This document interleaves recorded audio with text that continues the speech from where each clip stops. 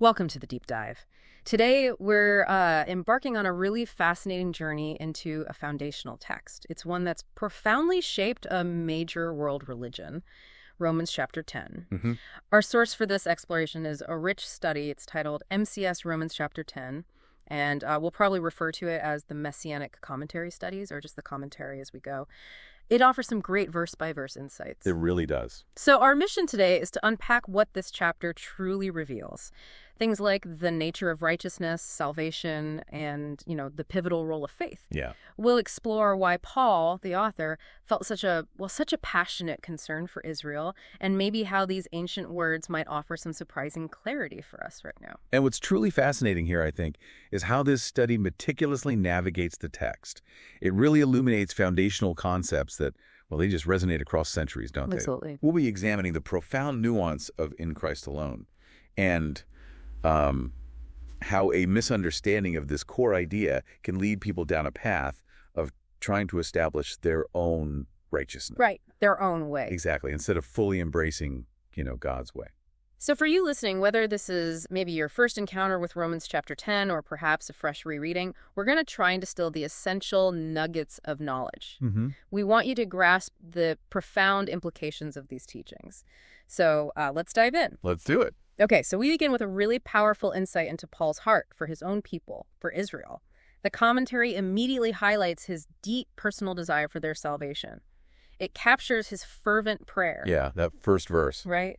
Brothers, my heart's deepest desire and my prayer to God for Israel is for their salvation. It's clear this isn't just like theological abstraction for No, Paul. not at all. It's intensely personal. You can feel it's born from a profound love. And that's crucial because the study then explains that, while Israel certainly had a zeal for God, a real passion, it wasn't, and this is the key phrase, based on correct understanding. Okay. What's particularly insightful is the commentary's connection to Paul's own past.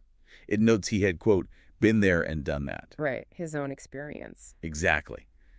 This speaks to his personal journey, having once really strived, to please God through immense effort, through the law, rather than through faith in Yeshua Messiah.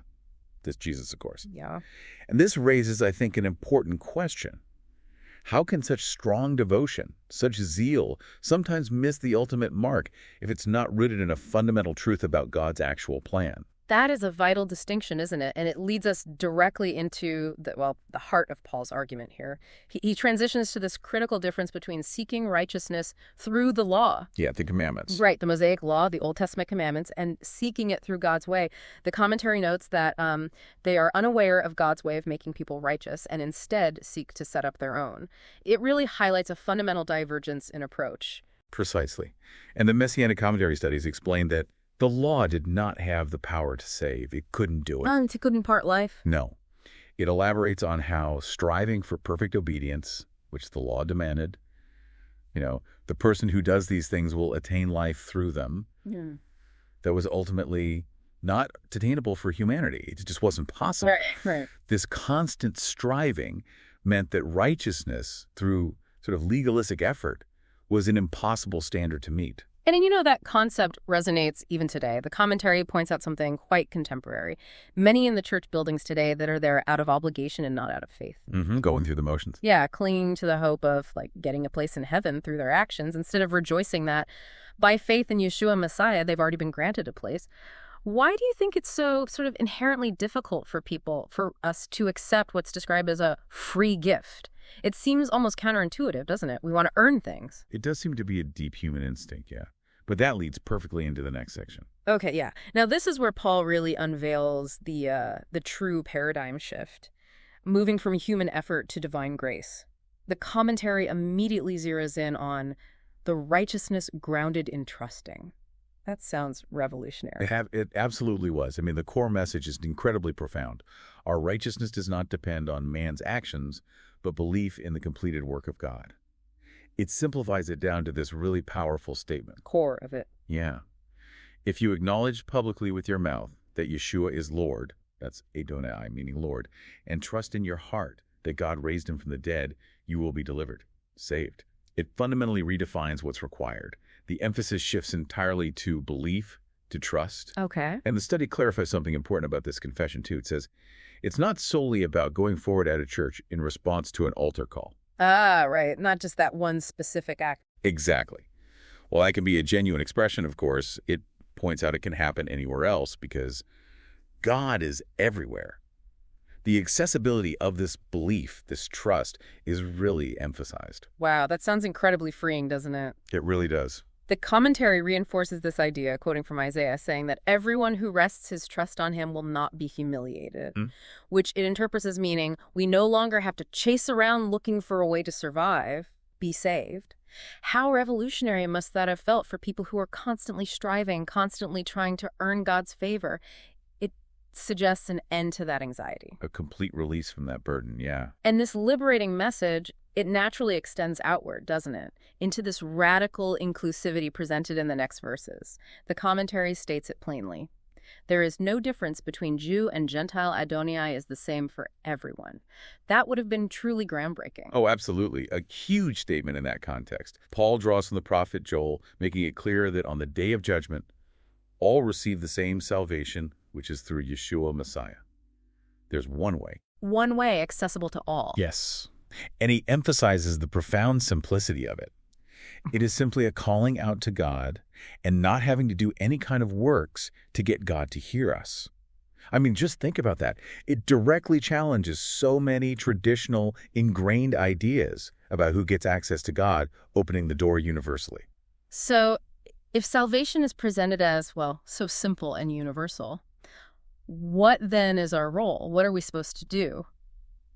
This next passage seems to explain exactly that, asking, why did Yeshua give us the Great Commission? You know, his command to spread this message. Right. It feels like the focus shifts from just individual striving or even individual receiving to a kind of collective responsibility. It breaks down into a really clear, logical flow. As the commentary explains it, it's like a chain reaction. How can they call on someone if they haven't trusted in him? Okay, trust comes first. And how can they trust in someone if they haven't heard about him? Makes sense. Need the information. And how can they hear about someone if no one is proclaiming him? If no one is sharing the news? It highlights the absolute necessity of actually sharing this good news. You can't keep it to yourself. Mm-hmm. The passage then highlights that beautiful quote from the Tanakh, the Hebrew Bible. How beautiful are the feet of those announcing good news about good things. Yeah, lovely imagery. Isn't it? And the Messianic commentary studies offer a pretty strong interpretation here. Yeah. It says this isn't just for a select few, like professional preachers or missionaries, Right. but rather everyone in the church is to go out and preach the word of God instead of a few being selected and funded by those who are unwilling to go. Ah. That's quite a statement. What responsibility, does that place on believers as a whole? It's universal. That's a challenging thought. So despite this clear universal message, this call to proclaim, the commentary then notes, maybe predictably, they haven't all paid attention to the good news and obeyed it. It seems even with this free gift being offered, there's still that human element of choice, of acceptance, or, well, rejection. That's right. And Paul brings in Isaiah's prophecy, which foretold that most of the Jews would reject him and his message. This is then contrasted quite starkly with the Gentiles. How so? Well, God says through Isaiah regarding the Gentiles, I was found by those who did not seek me. I became known to those who did not ask for me. It shows this surprising, almost counterintuitive turn of events, a kind of divine switch in focus, maybe. Interesting. And the commentary explains that God's plan was always, multifaceted. It always included the Gentiles. In fact, Paul quotes Deuteronomy 32.21, suggesting God would even use the inclusion of Gentiles to provoke Israel to jealousy, to perhaps bring them back. Wow, okay. Complex dynamics. Very. And then you get that really striking image from Isaiah again, of God saying, all day long I held out my hands to a people who kept disobeying and contradicting.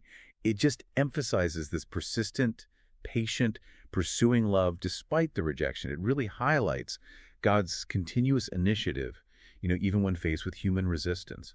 So what does this all mean then about the nature of God's invitation and, well, the role of human free will? It seems like a delicate balance, doesn't it? Persistent divine outreach, yet human response is still key. It certainly seems that way, a tension Paul is exploring. Well, this deep dive into Romans chapter 10, really illuminated by the Messianic commentary studies, it emphasizes, I think, a singular path to righteousness. It's not through works, not through ancestry or effort. No. but purely through faith in Yeshua Messiah. It's a Hmm. message of, well, profound grace and truly universal access that just cuts through so much human complication. And if we connect this to the bigger picture, it really underscores that continuous tension, doesn't it, between human effort and divine grace.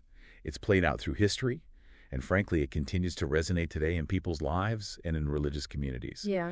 And it also powerfully highlights the responsibilities we just discussed of those who have heard this good news to actually share it. It's not meant to get kept secret. Right. So, as you reflect on this deep dive, maybe consider this provocative thought.